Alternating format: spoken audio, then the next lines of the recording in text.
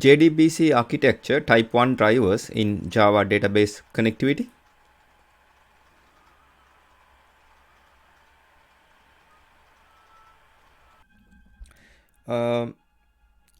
The protocol for communicating with the database normally is not compatible across different databases. Therefore, there is a need for a product known as a database driver to convert the JDBC calls into the native call for the particular database. Needless to say, each database requires a different driver.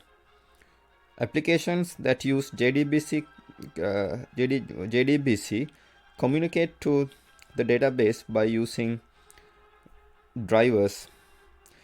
JDBC consists of two major sets of APIs, one for the application developers and another low-level JDBC driver API for driver developers.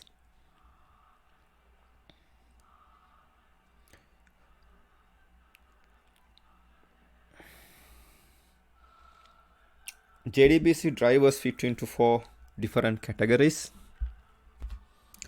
Here you can see a JDBC architecture type 1 drivers. The original JDBC implementation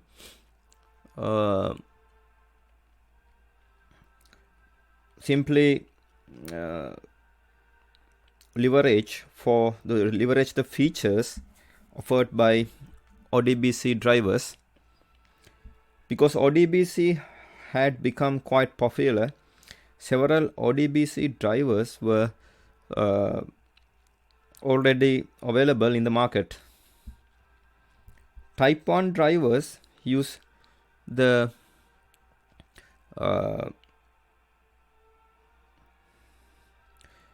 existing ODBC drivers and provide a bridge which convert the JDBC API calls to ODBC API calls.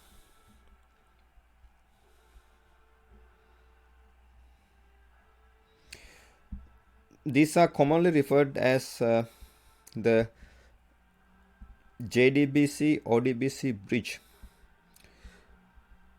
Previously using these drivers has performance implication because there is another layer ODBC to convert to.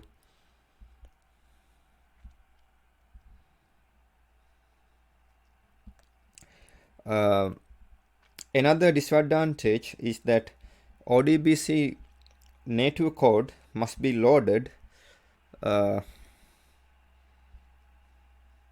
the client machine. Because this type of driver uses native code, you cannot use them in an application such as an applet that works in the Java sandbox.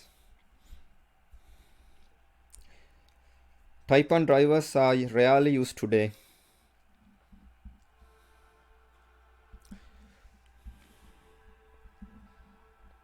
This figure outlines a simple JDBC architecture using this type of driver. This type 1 JDBC drivers translate JDBC calls into ODBC calls.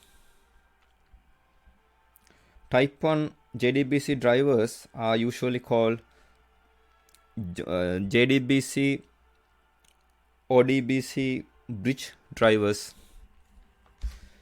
Here you can see applications interacts with JDBC API. JDBC API interacts with driver manager and data source. Driver manager and data source interacts with JDBC ODBC bridge type 1 driver. JDBC ODBC bridge interacts with ODBC. ODBC interacts with DB client lib. DB client lib interacts with database.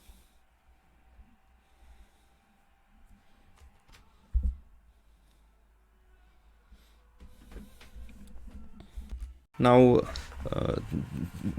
this is the end of my presentation. Thank you very much for watching it.